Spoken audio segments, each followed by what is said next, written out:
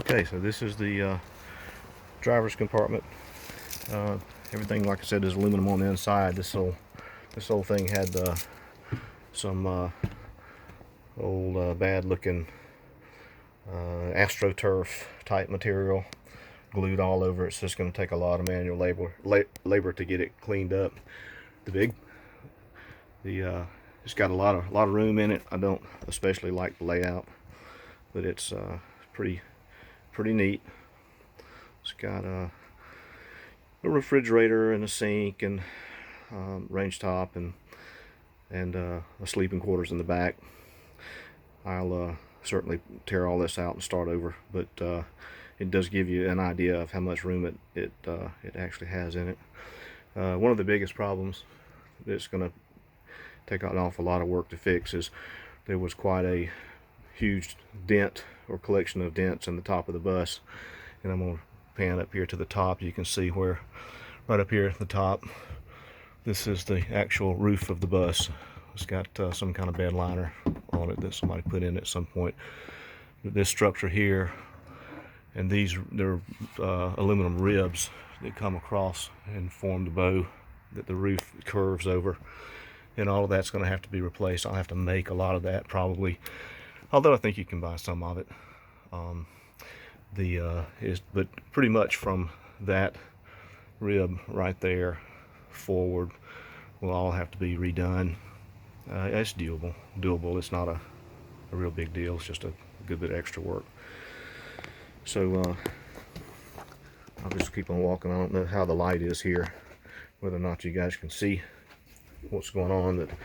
But walking back to the backs, about midway back, you've got a closet, well, a little refrigerator on the left here, a closet on the left, a little washer dryer unit would go in there. There's a bathroom. You can't really see in here, but bathroom with a shower. And then a pretty big rear sleeping quarters, which is actually nice. And the rear windows are good. Every bit of the glass was good in this thing except for that D window. Except we had a mishap and broke one of the windshields with trying to get that tree off, but I can get another one of those and have it put in real easily, real cheap. It's no big deal. They're available. So there's an emergency door right over here behind this blue AstroTurf wall. There's an emergency door with a window, so I'm going to replace that and have a second entrance and exit, mainly emergency purposes in particular.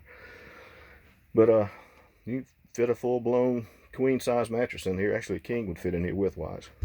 So, not that I would do that, but yeah, that's a pretty cool switch plate there.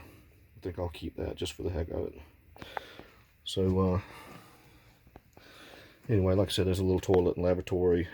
I'm sorry, can't see because I don't have any power on this bus yet. But yeah, it's kind of interesting about these buses. One thing that makes them difficult to work with, and I know I'm making everybody seasick right now, is that with that curved surface, this is kind of old school construction, and it came as a result of the aircraft industry in the 30s and 40s, who were working with how to make aluminum airframes for airplanes for the wars and for the war.